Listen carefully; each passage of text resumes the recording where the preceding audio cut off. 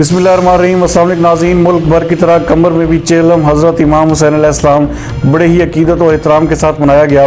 اس سلسلے میں قمبر ضلع کی 30 سے زائد امام بارگاہوں سے مرکزی ماتمی جلوس برآمد ہوئے۔ وگن سے ہمارے نمائندہ خصوصی علی گل مغیری کے مطابق جن میں حر حسینی امام بارگاہ، خیر شاہ بخاری امام بارگاہ، شباب المومنین علی خان کربلا کھبڑی مکان امام بارگاہ سمیت دیگر چھوٹی بڑی امام بارگاہوں سے ماتمی جلوس برآمد کیے گئے، جو کہ اپنے روایتی راستوں سے ہوتے ہوئے قمبر کی بڑی الحسینی امام بارگاہ پہنچے، جہاں سے ایک بڑا ماتمی جلوس نکالا گیا جو کہ شہر کے روایتی راستوں پیل چوک، سینما روڈ، شہدائے چوک سے ہوتا ہوا شام غریباں پر اختتام پذیر ہوگا۔ اس موقع پر مومنین نوحہ خوانی، زنجیر زنی، سینہ کو بھی ماتم و عزاداری کرتے رہے۔ اس موقع پر ماتمی جلوس کی نگرانی کے لیے سیکیورٹی کے انتہائی سخت انتظامات کیے گئے تھے۔